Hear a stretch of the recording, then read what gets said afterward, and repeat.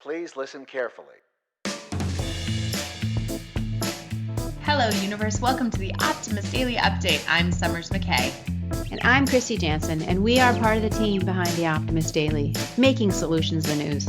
We bring you reader-funded solutions news every day in order to change the tenor of news media, social media, and the direction of your day to help make it one focus on solutions. 7 days a week, we publish positive news stories written by award-winning journalists and delivered online to your inbox and through our social channels. And also, we are sharing these solutions in a commute-worthy, walk-worthy, home office-worthy podcast. Today is Wednesday, the 9th of June, 2021.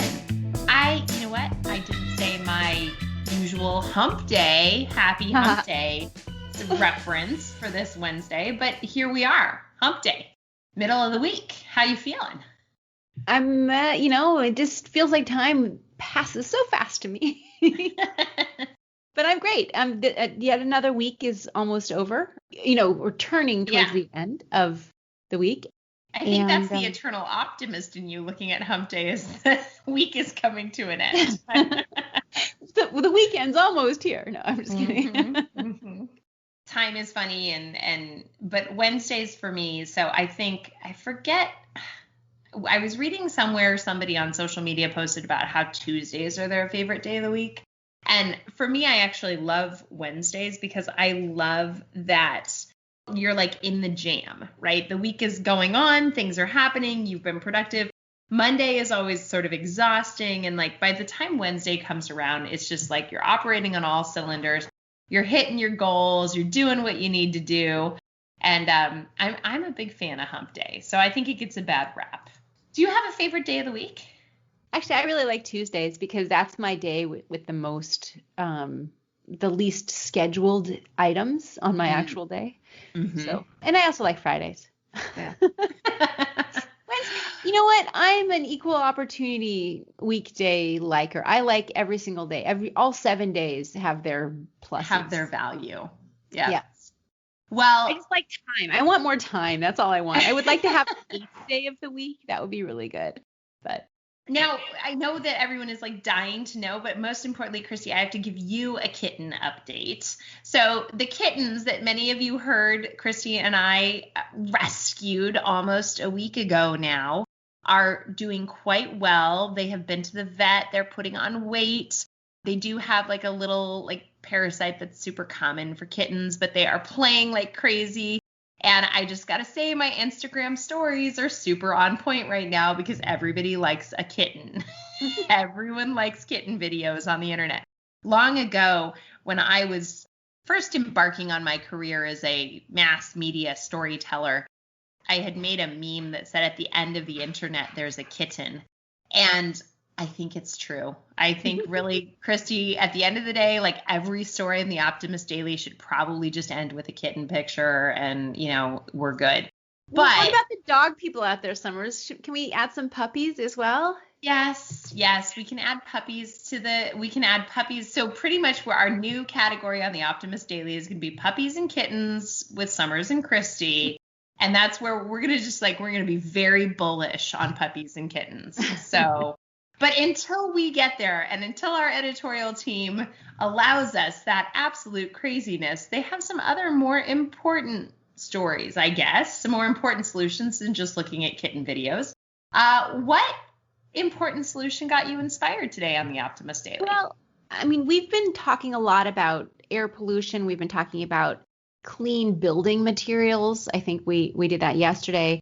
And so today my headline reads, "These algae curtains combat air pollution in urban environments." And basically what they're talking about, and calling them curtains is a little bit of a stretch, honestly, because when you think about algae curtains, you think about curtains, like ceiling to floor drapes or something like that. Right, that's exactly. I'm imagining like Scarlett O'Hara making her dress out of the algae those curtains. Green curtains. Imagine if she was wearing Sound of Music. Seaweed. She's running around. All the Mon Traps are running around in green curtains, algae curtains. Right.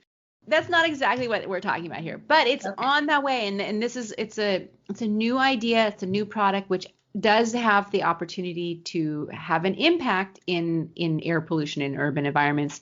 And comes out of a couple of Spanish scientists, Spanish architects, that are developing curtains that are filled with algae that help to address the issues of dirty air. They're not exactly curtains because they're plastic sheets that have green channels in them, which are filled with algae, with permeable sheets that allows air to come in and out. And it does. They're kind of like more room dividers. They're more room dividers. They're not like blackout curtains. Yeah. They are. Got it. So it's a product which is still being developed, but we love it. We love these kinds of products. And algae itself has been used to make biodegradable sequins, more sustainable fish feed, and it's even essential to providing bioprinted organs the oxygen they need to survive. So algae is this great friend of us and helping us make an environmentally positive products and substances. And air pollution is something which is another issue that's a huge threat to human health, especially in urban areas when there's all that smog and dust. And yes, we're trying to clean up our transportation systems and our in-home air quality systems. We love our houseplants. We all know that. But what if we could have curtains or drapes or walls that are partially filled with algae that even gives more of this? They absorb the carbon dioxide. We were talking about this not yesterday, but the day before when we were talking about like carpets made of grass. Well, because I recently read a novel that was I'm a science fiction fan, as our listeners know. Not so breaking I was news. Recently reading Not a novel. So breaking news here. Yeah, but in this world, they had their homes which were built all out of organic materials, and part of it was like the carpets were this kind of moss which could be stepped on and lived on, and that was the carpets. And then in the 3D printed walls, they were filled with algae. So that's part of why I think I chose this one, because they do absorb the carbon dioxide in the air and they produce oxygen via photosynthesis. So it's sort of this ideal material for enhancing the quality of the air around us. And so these two European architects based in Spain, Claudia Pesquero with Ecologic Studio, and she partnered with Marco Poletto, and they developed these curtains which are designed to turn building facades into living walls which help purify the air. So it's using microalgae. What they've done is they've formed a network of cylinders filled with microscopic green algae all through these curtains, and the polluted air is meant to flow through the bottom of the curtains and go up through the tubes of microalgae, and then the oxygen comes, is released as the air feed passes through, which soaks up the harmful CO2 emissions. So it's sort of fun and interesting, and it's still in design phase, but I like spotlighting these kinds of innovative ideas, which maybe somebody listening will think, hey, how can we make them more like actual curtains, and how can we make wall hangings that are going to be filled with microalgae and art? Like maybe this will get someone inspired for some goal-oriented, creation, so we can have it on Wayfair and I can order my algae curtains when your algae curtains along with your plant purifiers. Right? The plant purifiers and the guest chair that Kristy sorely needed when she stayed at my house last week. Well, okay, so what else do you want to talk about? Okay, so we're like sort of awkwardly attempting to transition to a story about setting goals. And maybe there's a listener out there who has a goal of turning algae curtains into Wayfair's latest and greatest project or product. And if you are, we have another story that I'm highlighting today. The headline reads, 3 strategies to help you grab your post-pandemic goals. Now, we're all coming out of the pandemic. We're going back to work, or we're working differently, masks are coming off for those that are vaccinated, and things are opening up. And it is now the fantastic time to set goals, to look at that unfinished vision board from March of 2020 and say, what's my new vision, right? What's my new focus? What's my new goal? And how can the world look? Kristy and I did this last week. We sat down and we talked about what the goals were for the Optimist Daily and what our goals were as leadership. And I love that this story came out because, as always, it was like the writers were saying, hey, guys, you had your retreat. Now get to it. So here are some of the strategies. 1, create an in-action wall. Now, you guys all know Kristy and I are big vision boarding fans, but what I love about this in action wall is it's not only creating a vision for what you want, but it's helping you identify the tactics and required steps along the way to get there. It's basically action oriented where you map out the steps you needed to take. It kind of reminds me of like a big detective wall, right? So you're putting up all of the visions and the action items that you're going to take to get to your goal. The next one is schedule your success, right? Get out a planner, figure out your time, put it on your, digital planner or your handwritten planner. I use both. Put it in your calendar and make sure that you have success-focused breaks. These can be 30 minutes in the morning or 60 minutes during your lunch break, or even just 15-minute bursts between other errands and activities where you focus on your goal. And then last but not least, the suggestion is achieve your daily one thing. So every day set out with your long-term goals mapped and try to take one of those action items that are in your action wall and achieve it. So little steps, right? Don't try to eat the whole elephant in one bite. It's a bite at a time. It's a terrible metaphor, but we use it in my house all the time. I have to say this is my favorite of these goals because I do feel like I get overwhelmed with all of the things I have to get done in a day.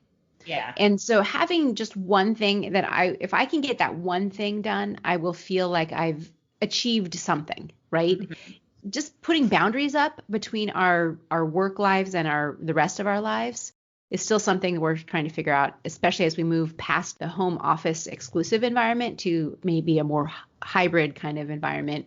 Or if in your case, you're still working from home, but how do you put up those personal boundaries? Yeah, in both directions, right? In both directions. And truly respect and honor yourself for the time that you're going to spend in both arenas, right?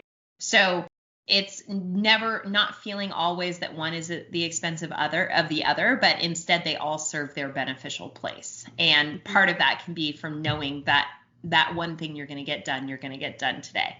Everyone out there who is figuring out how to make algae curtains into, Amazon's next biggest product, put an action wall together and get to it. Right. Because maybe that action wall, maybe you could put some algae in your action wall. In your action wall. Exactly. Exactly. We're going to have action wall algae building next week on the Optimist Daily. Let me just read a couple more of our headlines from today because there's some other wonderful solutions that we didn't get to dig into. One of my favorite ones is the 4-day work week could help us fight climate change. I like that idea, and I think that has to do with staying home instead of getting in your car and driving to work.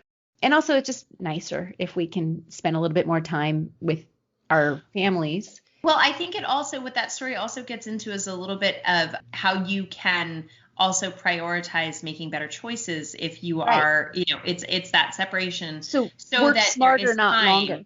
Right. There's time to focus on the things in your home or your environment or your community that will affect climate change. Right. Okay. Well, that's part of it too. And also working smarter, not longer. It's, you don't win any medals for just being the longest worker. It's better to be more effective with your work time, I think. Right. Exactly. But also there's a partnership that's aiming to create net zero concrete out of industrial waste. Another good circular economy story there. 3 sustainable seafood bans that you can snack on guilt-free. The pandemic may have eliminated 2 common strains of the flu by keeping us home all that time. Now maybe there's 2 strains of flu which have gone the way of the dodo, right? Excellent. There's an argument for standardized sustainability labels in fashion so that we actually can understand what we're wearing and how to make those choices. And then NASA's research is identifying a key site for U.S. methane emission reductions. Another big solution from our space friends that we might want to think about. Yep. Is there anything else, or is that it? You know what, Kristy, there were 2 more. Flight tracking is protecting eagles near South Africa's wind turbines. And sweet treats, this is a follow-up to last week's gardening article about veggies. 6 easy fruits to plant in your garden. And that's it. That's it for this fabulous hump day. Hey, everybody, thank you so much for listening to the Optimist Daily Update. We promise to continue to share positive solution-based stories with ideas on how you can participate in this changing world and ensure it is changed for the good. We promise to cover the current events with accuracy, legitimate sources, and offer you the information needed most to chart new paths for all of us. And please consider becoming an emissary on the optimistdaily.com if you're not already doing that. And for just $5 a month, you can help support reader-funded independent journalism and help us keep the Optimist Daily free for everyone who needs it, supported by those of us who can. Thank you so much, everybody, for being a part of our problem-solving conversation.